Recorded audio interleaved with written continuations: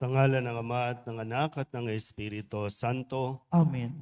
ang pagpapala ng ating Panginoong Hesu Kristo, ang pag-ibig ng Diyos Ama, at ang makikipagkaisa ng Espiritu Santo, naway sumainyong lahat. At sumayo rin. Tayo po ay nasa 12 linggo sa karaniwang panahon. Mga kapatid, aminin natin ang ating mga kasalanan upang tayo maging marapat gumanap sa banal na pagdiriwang. Inaamin ko sa makapangyarihang Diyos at sa inyo mga kapatid na lubha akong nagkasala sa isip, sa salita at sa gawa. Sa lahat, Pagkukulang, kaya sinasamo isinasamo ko sa mahal na Birheng Maria, sa lahat ng mga anghel at mga banal, at sa inyo mga kapatid, na ako'y panalangin sa Panginoong ating Diyos. Awaan tayo na makapangyarihang Diyos, patawarin tayo sa ating mga kasalanan at patnubayan tayo sa buhay na walang hanggan. Amen.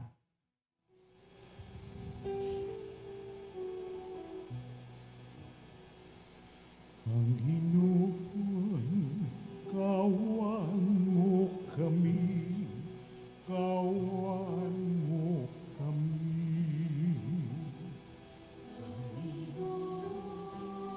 Kawan mo kami, kawan mo kami. Kristo, kawan mo kami, kawan mo kami. Kristo, kawan mo kami, kawan mo kami. Panginoon, kawan mo kami, kawan mo kami. Panginoon, kawan mo kami, kawan mo kami.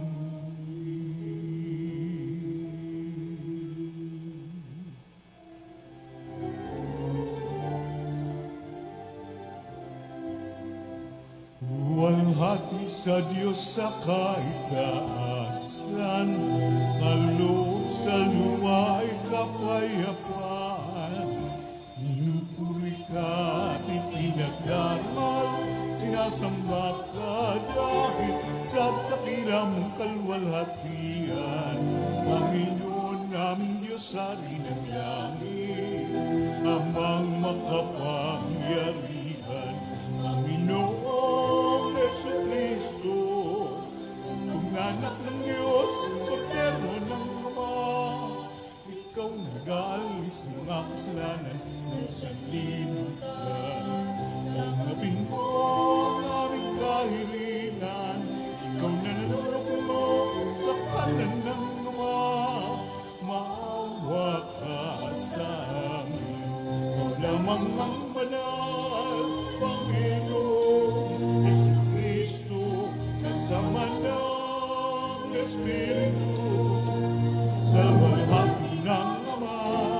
Amen, amen,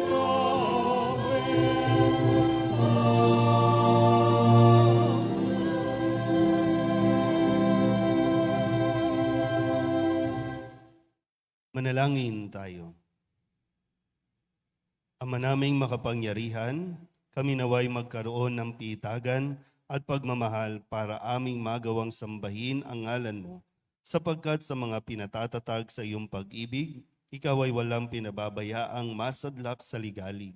Iniluluhog namin ito sa pamamagitan ni Yesu Kristo, kasama ng Espiritu Santo, magpasawalang hanggan. Amen. Magsiupo po ang lahat. Tanyag si Job bilang matiisin sa gitna ng mga kaniyang mga pagdurusa. Batid niyang bagamat siya'y sinusubok ng Diyos, sa Diyos rin siya marapat na manalig upang malampasan ang lahat ng pagsubok. Pagbasa mula sa aklat ni Job. Sa gitna ng nag-aalimpuyong bagyo, ganito ang sinabi ng Diyos kay Job. Sino ang humarang sa agos ng dagat? Nang mula sa kalaliman, ito'y sumambulat. Ang dagat ay tinakpan ko ng makapal na ulap, kaya ang karimlan dooy lumaganap.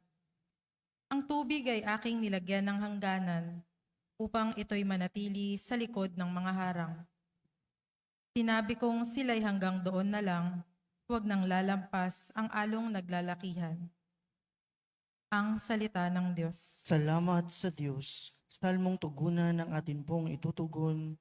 Panginooy papurihan sa pag-ibig niya kailanman.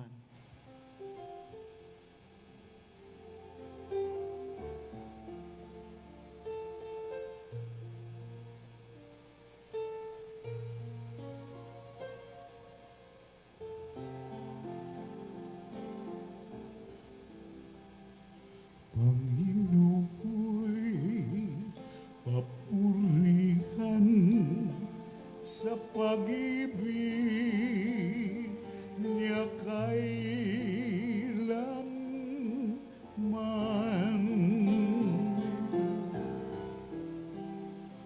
Panginooy papurihan sa pag-ibig niya kailanman.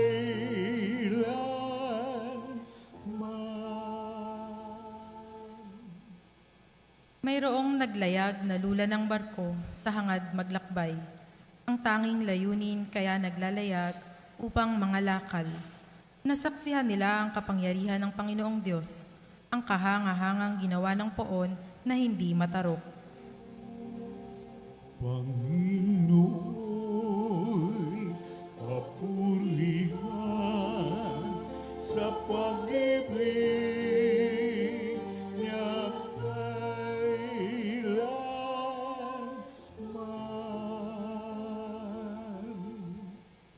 Nang siya'y mag-utos, nagngalit ang dagat, hangin ay lumakas, lumaki ang alon, na kung pagmamasdan ay pagkatataas. Ang sasakyan nila halos ay ipukol mula sa ibaba. Kapag naitaas, ang sasakyang ito'y babagsak na bigla. Dahil sa panganib, ang pag-asa nila ay halos mawala. Panginoy, papurihan sa pag-ibig niya kailanman.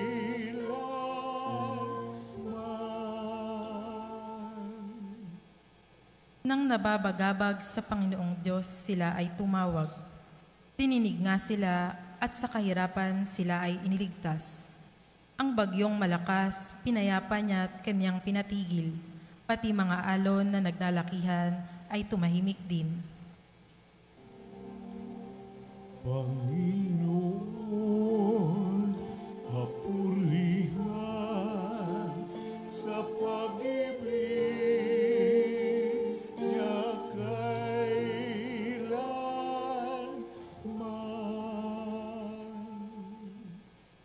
Nang tumahimik na, sila ay natuwa. Naghari ang galak at sinapit nila yaong pakay nila sa ibayong dagat. Kaya't dapat namang sa Panginoong Diyos ay magpasalamat dahil sa pag-ibig at kahangahangan niyang pagliligtas. Panginoon, papurihan sa pag-ibig niya kailanman.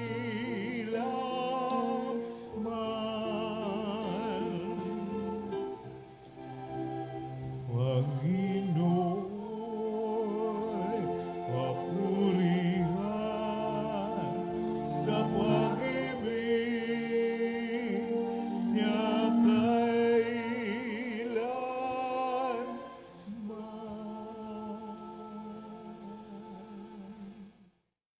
Sa pamamagitan ng pagdurusa, pagkamatay at muling pagkabuhay ni Jesus, tayo'y pinanibago niya. Hindi na kamatayan ang ating katapusan, kundi buhay na walang hanggan. Pagbasa mula sa ikalawang sulat ni Apostol San Pablo sa mga taga-Korinto.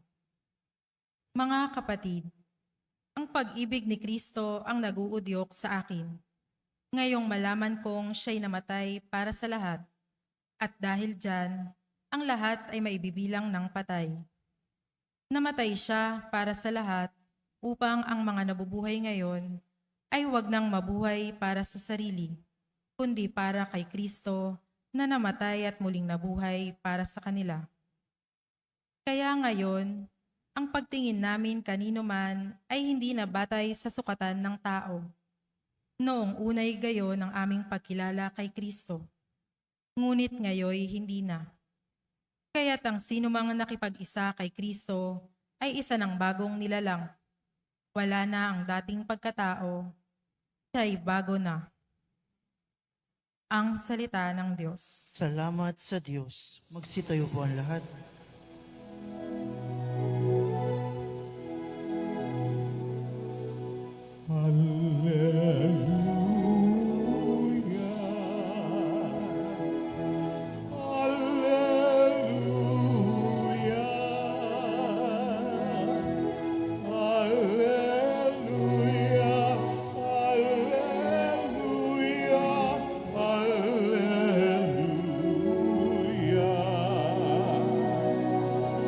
Narito at dumating na isang dakilang propeta.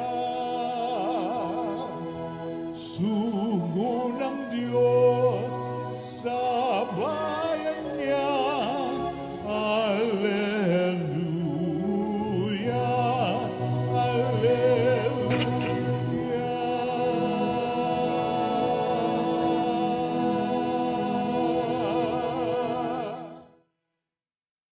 Sumainyo ang Panginoon. At sumaiyo rin. Ang mabuting balita ng Panginoon ayon kay San Marcos. Papuri sa iyo, Panginoon. Noong mga araw na iyaon, habang gumagabi, sinabi ni Jesus sa mga alagad niya, "Tumawid tayo sa ibayo." Kaya't iniwan nila ang mga tao at sumakay sa bangkang kinalululanan ni Jesus upang itawid siya. May kasabay pa silang ibang mga bangka. Dumating ang malakas na unos. Hinampas ng malalaking alon ang bangka. Ano pat halos mapuno ito ng tubig. Si Jesus naman nakahilig sa unan sa may hulihan ng bangka at natutulog. Ginising siya ng mga alagad.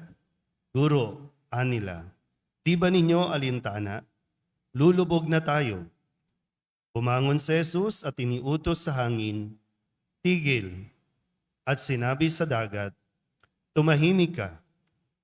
Tumigil nga ang hangin at tumahimik ang dagat. Pagkatapos sinabi niya sa mga alagad, "Bakit kayo natatakot? Wala pa ba kayong pananalig?" Sinidlan sila ng matinding takot at panggigilalas at nagsabi sa isa't isa, "Sino nga kaya ito?" At sinusunod maging ng hangin at ng dagat. Ang mabuting balita ng Panginoon. Pinupuri ka namin, Panginoong Heso Kristo. Isang magandang umaga po sa inyong lahat. Ngayon po ay 12 linggo sa karaniwang panahon.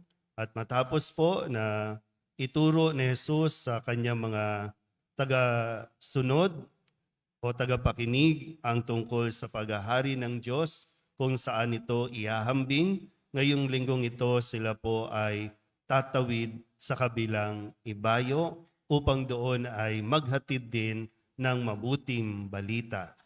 Ano po, no? Maganda na makita natin yung pagkilos na nangyayari sa kwentong ito upang mai-apply din natin sa nangyayari sa buhay natin. Sabi ni Jesus, tumawid tayo sa ibayo. Tayo, hindi kayo. Tayo, ibig sabihin, kasama siya. Sasakay ng bangka para makatawid sa kabilang ibayo. Parang mayroong goal, no, meron silang, kumbaga, dapat na magawa. Tatawid sila. Malinaw po ba yon? Tulog na agad? Ginahin niyo ba si Jesus sa tutulog? May oras para matulog, may oras para matuto sa atin po mga karanasan. So, tatawid sila ng ibayo. Tatawid, sumakay ng bangka, mayroong tubig, at kapag nasa tubig, mayroong alon, mayroong hampas ng halon dahil sa hangin, at mararanasan yung pag-uga ng bangka na tinasakyan. Pero dito po sa pangyayari ay natakot ang mga alagad, nataranta ang mga alagad sa kanila pong nararanasan. At akala nila, sabi, lulubog tayo. Kaya, ano nangyari sa takot nila? Inising si Jesus na natutulog. Tutulog, di ba? Habang umahampas ang hangin, kalma lang si Jesus. Tutulog eh. Pero yung mga alagad ay natataranta na. Kasi akala nila mapupuno ang bangka ng tubig. Pero ang sabi ni Jesus, nung magising siya o nang gisingin, ano lang ang sabi niya? Tigil, tumahimik ka, at tumigil ang hangin. Kaya nga yung sa atin pong unang pagbasa din, no? Ang Diyos, no, ipinapaliwanag ng Panginoon kay Job, siya ang lumikha ng lahat, siya ang naglagay ng hangganan, at pag sinabing hanggang dito ka lang, hanggang dito lang. Ganon ang kapangyarihan ng Diyos, na kaya nga nang magsalita si Jesus, tigil, tumahimik, tumahimik. Tumahimik ang kalikasan. Sinusunod siya, maging ng kalikasan.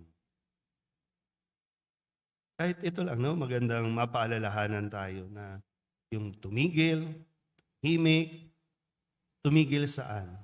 Tumigil sa pagkataranta. Tumahimik muna. May mga unos, no, ng buhay na nararanasan, iba't iba tayo. Minsan iba't iba ang level natin. Ngayon kasi, no, kapag yung sa literal na pagpapaliwanag, mayroong talagang yung nature natin, yan talaga ang nature niyan. Pumulog, kumidlat, bumagyo. Nature yan, matakot tayo. Kaya nga, nung mga nakalipas na buwan, nagdarasal tayo na sana umulan. Kasi pag hindi umikot yung flow ng nature, tayo din ang mamomblema. Kailangan natin ng ulan. Kailangan natin ng araw. Itinakdayan ng Diyos. Ito ang panahon ng tag-araw, ito ang panahon ng tag-ulan. Kaya anong ginagawa natin? No? Ang tao, ginugulo ang cycle. Yung mga lugar nga na hindi dapat umuulan, dahil kagustuhang umulan, gumagawa ng kung ano-anong eksperimento para umulan. O ano nangyari? Bumaha. Kasi nilikha ng Diyos, no, ang kapaligiran natin, ayon din naman sa ating pong pangangailangan. Naiintindihan po ba? Ngayon, kaling natin sa atin, mayroong inuutos ang Diyos. Mayroon kang misyon. Mayroong ipinapagawa sa iyo ang Diyos. Bakit di natin matapos-tapos? Una, hindi mo talaga masimulan kasi mas namamayani ang takot. Kapag nasimulan naman, hindi mo rin matapos kasi hanggang gitna ka lang dahil mas namamayani ang takot. Kasi akala natin, dapat smooth lang yung paglalakbay natin, yung pagtawid natin. Hindi ka makakarating sa dulo kapag pinangunahan ka ng takot. At kapag natatakot na, ano ang nangyayari? Nagkakagulo tayo lagi. Ano ba yung mga unos, no, na nararanasan natin sa buhay? Yung mga problema na nangyayari sa ating mga buhay. Na kadalasan may mga pangyayari sa buhay natin na hindi natin hawak, hindi natin kontrolado. Kahit anong galing mo pa, kahit anong yaman mo pa, o kahit anong hirap mo pa, wala sa kamay natin ang mga yan. Tanging nasa Diyos. Yun nga lang, ito yung madalas nating nakakalimutan. Kasama natin si Jesus. Kasama nga ni Jesus yung mga alagad. Sabihin niyo nga sa katabi ninyo, tumahimik ka. Di ba? Ang ingay, di ba kapag may problema tayo, nasosolve ba ang problema sa ingay? Nasosolve mo ba yung problema sa pagkataranta mo na wala nangyayari? Maganda yung mga pagkilos, mga sinasabi ni Jesus.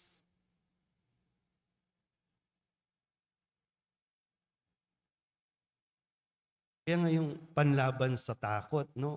Panlaban sa takot, pero dahil din naman sa takot, diyan na namumuo, nagbubunga ng pananampalataya. Kapag may takot na, manampalataya ka lalo. Pero hindi nga kasi yun yung nakikita natin. At hindi yun yung ating pong kadalasang nagiging reaksyon kapag may mga unos, kapag may mga bagyo, kapag may mga hampas ng hangin na dumarating sa buhay natin na dapat lang nating lampasan. Kasi pag hindi mo sinuong, hindi mo nalampasan yan, paano ka makakarating sa destination mo? Ngayon, maisingit ko lang po, no? Yung usapin tungkol sa divorce. Kayong mga mag-asawa, paano kayo makakarating doon? Kung konting problema, mga irreconcilable agreement ninyo, wag na tayong tumuloy, putulin na natin. Solusyon ba yon? Ay gumawa ka lang ng bagong problema, nanganak lang ng nanganak ng problema. Kasi okay na kayo? Sinong naiwan sa bangka? Yung mga anak ninyo. Kaya kung may pagkakasunduan, okay, mag-away kayo, okay lang yan, mag-away kayo. Gusto nyo magsigawan? Sige, magsigawan kayo. Pero pagkatapos, itulog nyo. Itulog nyo muna. Para magkaroon kayo ng bagong energy. At malinawan kayo. Itulog nyo. Si Jesus nga natulog eh. Sa gitna ng bagyo, ng hampas ng hangin, natulog nga eh. Ginising lang. Kasi natatakot na yung mga alagad na baka lumubog. Parang hindi nyo nakakalimutan eh. Yung simple solution ba na itulog mo nga yan? Kaso ayaw matulog kasi isip ka ng isip ng problema, itulog mo muna. Kasi talo ka, no? Di ka na natulog, puyat ka pa. Pagising mo, ayun pa rin yung problema mo, di ba? Huhupa din yan eh. Sa tulong ng pananampalataya natin, huhupa yan. Kasi wala naman talagang imposible kapag sinabi ng Diyos. Ampas lang yan, no? Hindi mo pa ikamamatay yan. Kasi hindi naman tutulutan ng Panginoon na may mangyari sa iyong masama. Sakit lang yan. Sitwasyon lang yan. Kaya kung may mga nangyayari sa buhay natin na hindi mo pa maunawaan, hindi mo maintindihan, hindi mo pa matanggap, tumihimik ka muna, tumigil ka muna, matulog ka muna. Habang natutulog ka, ang Panginoon ang bahala sa problema mo. Amen? Ipahayag natin ang ating pananampalataya. Sumasampalataya ako Sa Diyos, amang makapangyarihan sa lahat na may gawa ng langit at lupa. Sumasampalataya ako kay Hesukristo, iisang anak ng Diyos, Panginoon nating lahat. Nagkatawang tao siya lalang ng Espiritu Santo, ipinanganak ni Santa Mariang Berhen, pinagpakasakit ni Poncio Pilato, ipinako sa krus, namatay, inilibing, nanaog sa kinaroroonan ng mga yumao, nang maikatlong araw na buhay na magmuli, umakyat sa langit, naluluklok sa kanan ng Diyos, amang makapangyarihan sa lahat. Doon magmumulang paririto at hukom sa nangabubuhay at nangamatay na tao. Sumasampalataya naman ako sa Diyos Espiritu Santo, sa banal na simbahang katolika, sa kasamahan ng mga banal, sa kapatawaran ng mga kasalanan, sa pagkabuhay na magmuli ng nangamatay na tao, at sa buhay na walang hanggan. Amen. Dumulog tayo sa Diyos Ama na patuloy na sumasa atin at gumagabay sa ating pagtahak sa landasin ng ating mga buhay. Taimtim nating idalangin, Panginoon, dinggin mo ang iyong bayan. Panginoon, dinggin mo ang iyong bayan. Patuloy nawang tumugon ng Santo Papa, mga obispo, mga pari at mga relihiyoso sa tawag ng Diyos. Maging halimbawa nawa sila sa mga kabataan na nagnanais sumunod sa yapak ni Kristo. Manalangin tayo. Panginoon, dinggin mo ang iyong bayan. Tugunan nawa ng mga namumuno sa pamahalaan ang mga pangangailangan ng mga mamamayan, lalo na ang mga nawalan ng trabaho. Manalangin tayo. Panginoon, dinggin mo ang iyong bayan. Patuloy nawang manalig ang buong sambayanan ng Diyos sa gitna ng mga kanya-kanyang pagsubok na ating pinagdaraanan. Ilumin nawa ng Diyos ang mundo sa pamamagitan ng pagbabahaginan at pagmamahal sa bawat isa. Manalangin tayo. Panginoon, dinggin mo ang iyong bayan. Makatagpo nawa ng lakas kay Kristo at pag-asa ang mga nagdadalamhati, mga dukha, mga may sakit at may kapansanan, at iba pang mga nagdurusa. Manalangin tayo. Panginoon, dinggin mo ang iyong bayan. Si Kristo nawa ang maging kalinga ng mga kapatid nating nagdadalamhati dahil sa pagpanaw ng kanilang mahal sa buhay. Manalangin tayo. Panginoon, dinggin mo ang iyong bayan.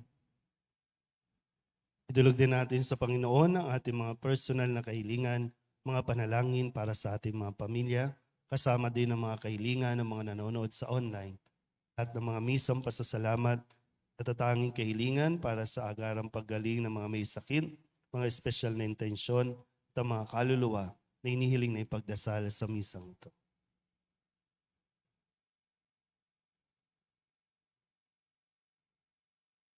Ang lahat ng ito hinihiling namin sa ngalan ni Kristong aming Panginoon. Amen. Magpiupo po ang lahat.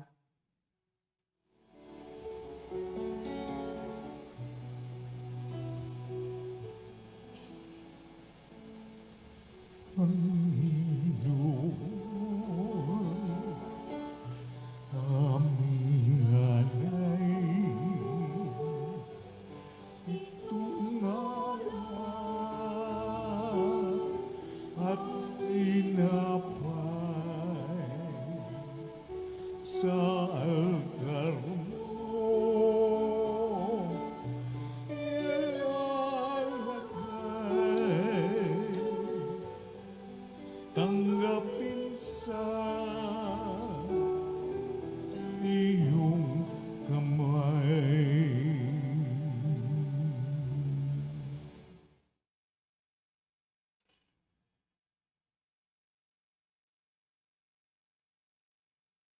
Magsitayo po ang lahat.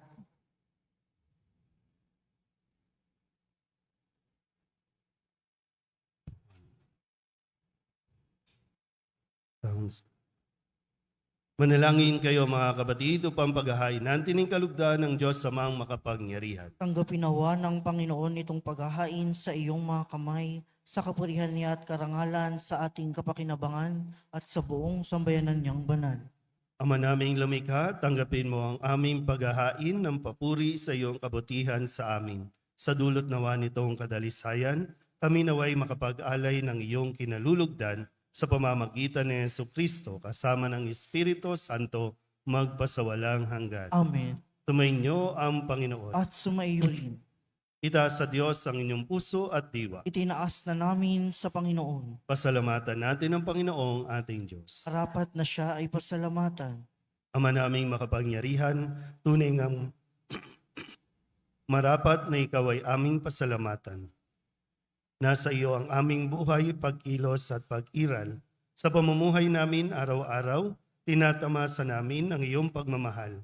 Sa pag-ibig mong ipinunla sa sangkatauhan, ang Espiritu Santo ay unang aning bigay ng anak mong naglagak sa amin ng katiyakang nakalaang mabuhay kami sa piling mo kailanman. Kaya kaysa ng mga anghel nagsisiawin ng papuri sa iyo, nang walang humpay sa kalangitan, kami nagbubunyi sa iyong kadakilaan.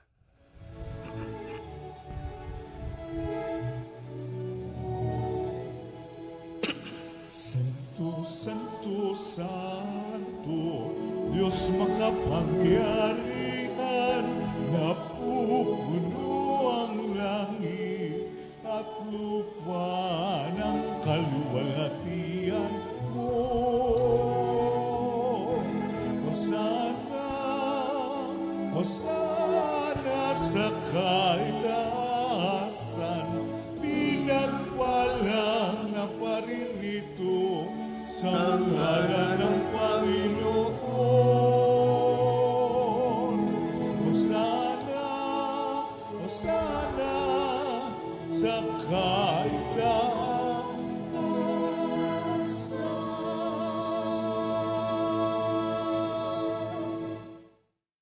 Ama naming banal, ikaw ang bukal ng tanang kabanalan.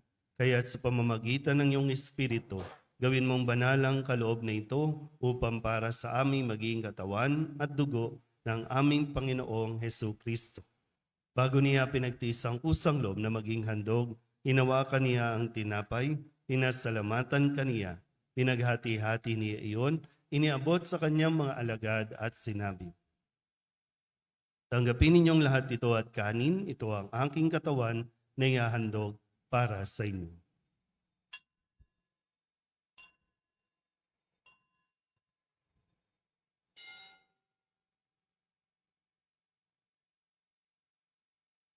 Gayun din naman nang matapos ang hapunan, hinawakan niya ang kalis, muli kaniyang pinasalamatan. Iniabot niya ang kalis sa kanyang mga alagad at sinabi, tanggapin ninyong lahat ito at inumin. Ito ang kalis ng aking dugo ng bago at walang hanggang tipan. Ang aking dugo na ibubuhos para sa inyo at para sa lahat sa ikapagpapatawad ng mga kasalanan. Gawin ninyo ito sa pag-alaala sa akin.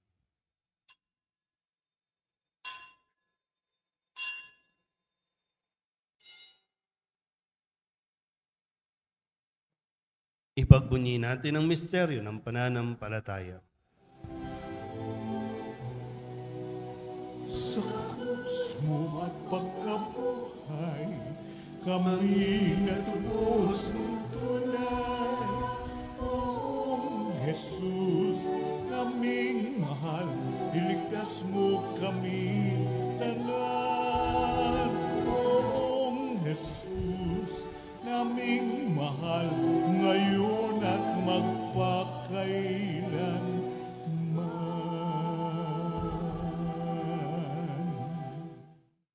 Ama, ginagawa namin ngayon ang pag-alaala sa pagkamatay at muling pagkabuhay ng iyong anak. Kaya tiniaalay namin sa iyo ang tinapay na nagbibigay buhay at ang kalis na nagkakaloob ng kaligtasan. Kami napapasalamat dahil kami iyong minarapat na tumayo sa harap mo para maglingkod sa iyo. Isinasamo namin kami magsasalo-salo sa katawan at dugo ni Kristo ay mabuklod sa pagkakaisa sa pamamagitan ng Espiritu Santo. Ama, lingapin mo ang iyong simbahang laganap sa buong daigdig. Puspusin mo kami sa pag-ibig kay San Francisco na aming Papa at ni Jose na aming Obispo at ng Tanang Kaparian. Alalahanin mo rin ang mga kapatid naming nahimlay na may pag-asang sila'y muling mabubuhay, gayon din ang lahat ng mga pumanaw. Kawaan mo sila at patuloyin sa iyong kaliwanagan. Kawaan mo at pagindapating kaming lahat na makasalo sa iyong buhay na walang wakas. Kaysa ng mahal na Birhen Maria na ina ng Diyos, ng kabiyak ng puso niyang sa San Jose, kaysa ng mga apostol at ng lahat ng mga banal na namuhay dito sa daigdig ng kalugod-lugod sa iyo, may pagdiwang nawa namin ng papupuri sa ikararangal mo sa pamamagitan ng iyong anak na aming Panginoong Hesu Kristo. Sa pamamagitan ni Kristo, kasama niya at sa Kanya, ang lahat ng parangal at papuri ay sa iyo, Diyos amang makapangyarihan, kasama ng Espiritu Santo, magpasawalang hanggan. Amen. Amen. Amen.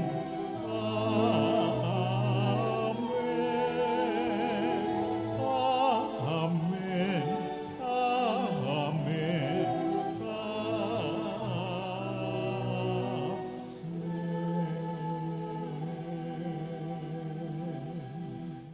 Sa tagubili ng mga nakagagaling na utos at turo ni Jesus sa Panginoon natin na Diyos, ipahayag natin ng lakas loob.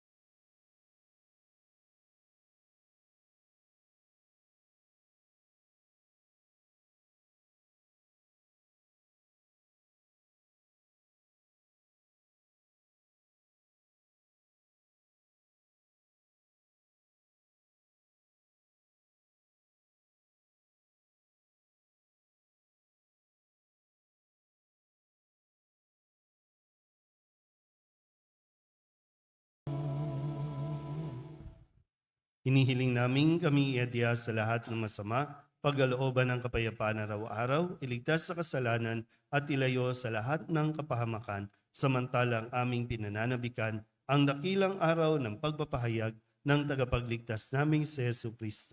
Sapagkat sa iyo ang kaharian, kapangyarihan at kapulihan, ngayon at magpakailanman. Ngayon at magpakailanman.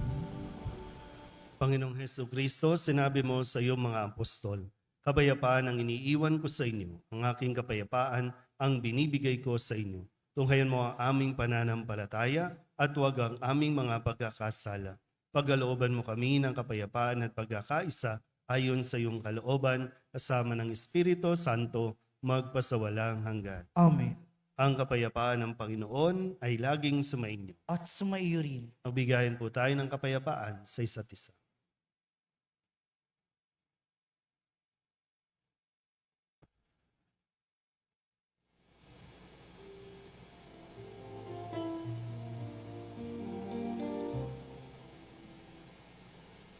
Kordero ng Diyos na nag-alis ng mga kasalanan ng mundo.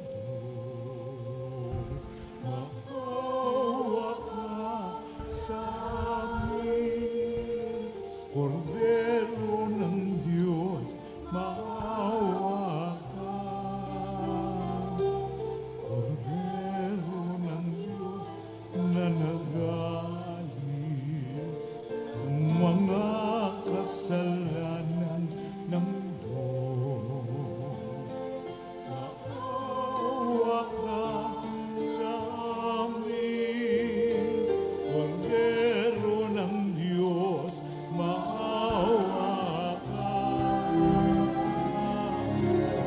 Kordero ng Diyos na nag-alis ng mga kasalanan ng mundo.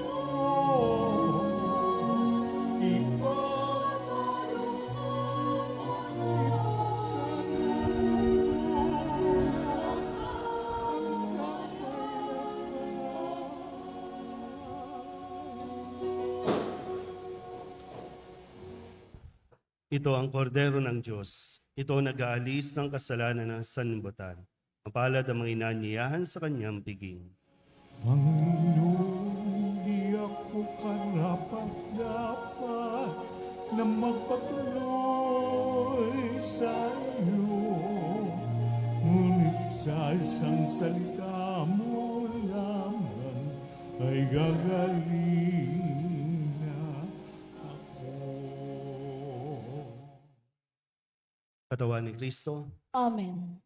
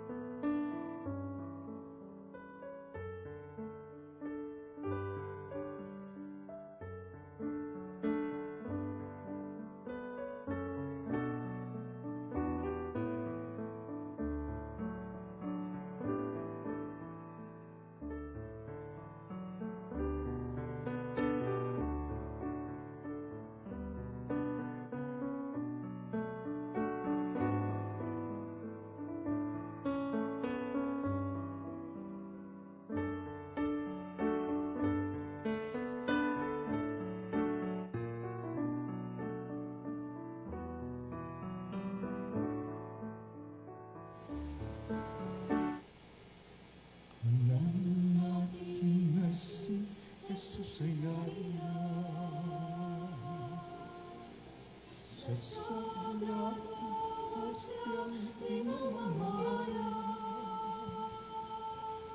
ng dugo at katawan na siyang pinunan sa pagtubos sa ating kasalanan. Nasa kanya ang ating kaligtasan, nasa kanya ating katahimikan. Purihin siya habang tayo'y may buhay. Sambahin siya magpakailanman.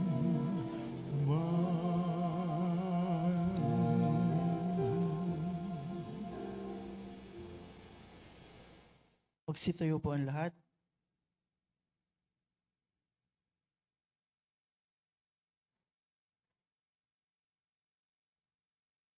Manalangin tayo.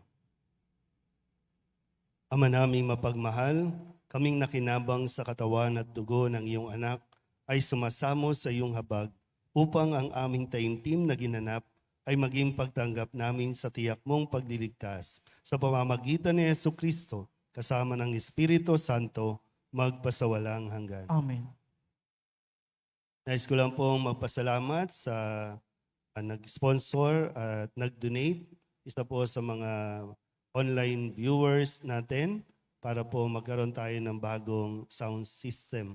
Ito po ang ating ginagamit ngayon ay bagong install lang po at sana mas makatulong ito na mas maihatid natin at mapakinggan ninyo ng mas malinaw ang mga mensahe ng atin pong Ebanghelyo sa bawat pagdiriwang natin ng banal na misa. Kaya maraming salamat po sa nag-donate para magkaroon tayo ng bagong sound system. At sa susunod na buwan po ay July 16, ipagdiriwang natin ang ika-15 taon natin bilang isang parokya. 15 years na. Matagal tayo naging chapel at ngayon ay na-declare tayo 15 years ago bilang parokya. Kaya ipagdiriwang po natin ito ng pagnonobena ng 9 na araw at sisimulan po natin yung ating pagdiriwang. Doon tayo muli sa Intramuros magtitipon-tipon. Hinintay lang natin yung final approval pero baka sa susunod na linggo ay magawa na po natin yung pinaka-schedule at i-announce na lang po natin. Pero ngayon pa lang ay paghandaan na po natin yung ating pasasalamat sa 15 taon natin bilang parokya. Sumainyo ang Panginoon At sumaiyo rin. at pagpalain kayo ng makapangyarihang Diyos, Ama at Anak at Espiritu Santo. Amen. Tapos ang banal na misa, humayo tayo sa kapayapaan ni Kristo. Salamat sa Diyos. Magandang umaga po.